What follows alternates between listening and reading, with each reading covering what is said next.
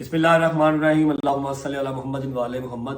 اچھا جی، کافی دنوں سے 4-5 دن سے میری ایک ویڈیو جو ہے وہ سرکولیٹ ہو رہی ہے، جس کے اوپر ہمارے مسلمان بھائی کافی تنقید لگا رہے ہیں کہ میں نے نعوذ باللہ نماز کی بے حرمتی کی ہے۔ میں اس ٹائم ہمارے جو مسلک ہیں ان کے علماء کریم کے پاس موجود ہوں۔ میں نے ریکویسٹ کر کے ان سے ٹائم لیا کہ کسی انسان کو راضی کرنے کے لیے نہیں، اللہ کی ذات کو راضی کرنے کے لیے، کہ کیا میں نے کوئی توبہ نعوذ باللہ نماز کی بے حرمتی کی ہے، یا میں نے کسی کی دل آزاری واقعی میں کی ہے یا نہیں۔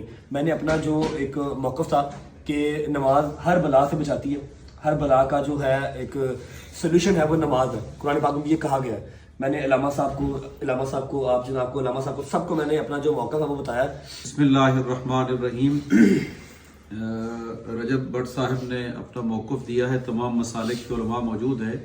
میں مختصراً یہاں پہ یہ عرض کروں گا کہ کوئی مسلمان بھی دین کا، شعائر اسلام کی توہین نہیں کر سکتا، اس کے بارے میں سوچ بھی نہیں سکتا۔ جی بسم اللہ الرحمن الرحیم۔ علماء نے بھی اس بات کی توثیق کی ہے کہ ویڈیو دیکھنے کے بعد اس نتیجے پہ پہنچے کہ اس میں کوئی ایسی چیز نہیں ہے۔ تکبیرۃ الاحرام انہوں نے کہا ہے اور رفع یدین کیا ہے، اس میں کوئی ایسا عمل نہیں ہے کہ جس کے ذریعے نماز کی توہین ثابت ہو سکتی ہو۔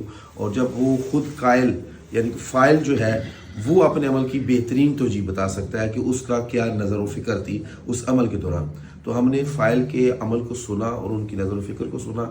اس میں ہم اس نتیجے پہ پہنچے ہیں کہ نماز کی اس منظر پہ توہین نہیں ہوئی ہے۔ یقیناً یہ خدا کی بارگاہ میں بھی جواب دہ ہے جو انہوں نے علماء کے سامنے کہا، اس کے نتیجے میں ایسی کوئی نماز کی توہین نہیں ہوئی۔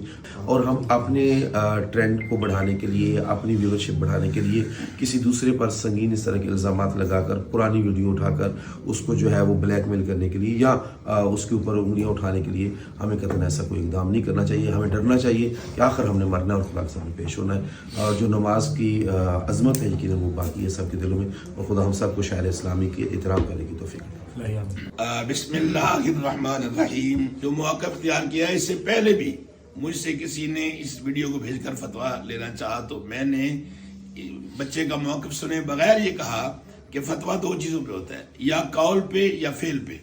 بندہ کوئی ایسا جملہ کہے جو جملہ شاعر اسلام کا ٹھٹا یا مذاق بنتا ہو، یا کوئی ایسا جملہ کہے جو جملہ توہین اسلام کا اور توہین رسالت کا، توہین قرآن کا سبب بنتا ہو۔ اس ویڈیو میں رجب علی بٹ صاحب کا کوئی جملہ ایسا نہیں ہے۔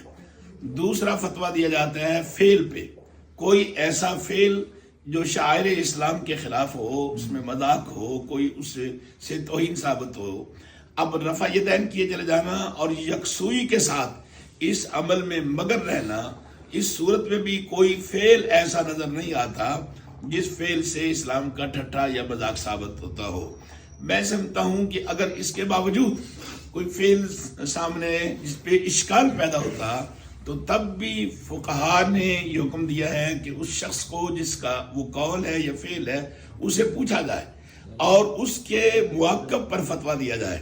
اب جیسے کہ رجب علی صاحب ہر 4 مکاتب فکر کے جید علماء کے پاس تشریف لائے اور اپنا موقف پیش کیا، اور اس کے بعد انہوں نے حلفاً کہا کہ میرا قطعاً یہ نہ مقصود ہے، نہ میں سوچ سکتا ہوں کہ میں شاعر اسلام کا مذاق اڑاؤں۔ السلام علیکم ورحمۃ اللہ وبرکاتہ۔ یہ جو رجب بٹ صاحب کا جو مسئلہ ہے، ہم نے جو اس پہ بغور دیکھا ہے، اور جب انہوں نے خود بھی اقرار کر لیا ہے کہ میرا یہ قطعی نظریہ نہیں تھا، جب انما الاعمال بالنیات، ہمیں اسلام کہتا ہے کہ عمل کا دار و مدار نیتوں پر ہے، جب اس کی نیت یہ نہیں ہے، کیونکہ وہ کہتے ہیں کہ دین کا ستون ہے نماز، تو میں کیسے اس کی توہین کر سکتا ہوں؟ تو ہمیں یہ اسلام میں کہا گیا ہے کہ اے ہمارے رب، ہمارا مواخذہ نہ کرنا اگر ہم بھول جائیں یا ہم سے خطا ہو جائے۔ تو جب اس نے یہ معافی مانگ لی ہے کہ میں اللہ سے بھی معافی مانگتا ہوں اگر اس میں کوئی خطا ہے، تو میں مسلمان بھائیوں سے بھی مانگتا ہوں، کیونکہ یہ مشترکہ یہ عبادت ہے، سارے نبیوں کو اللہ نے نماز کا حکم دیا ہے، تو لہذا میں کبھی سوچ بھی نہیں سکتا۔ تو ہم ساروں کو چاہیے کہ ہم ان کے بارے میں اپنے ذہن کو کلیئر کر لیں۔ ایٹ دا اینڈ تمام علماء کرام کے درمیان میں بیٹھ کے میں یہ بات کر رہا ہوں کہ میرے اگر کسی بھی عمل سے کسی کو ایسا لگتا ہے کہ اس کی دل آزاری ہوئی ہے، تو میں اللہ کے حضور بھی معافی مانگتا ہوں اور تمام مسلمان جو ہیں ان سے معافی کا طلب کرتا ہوں۔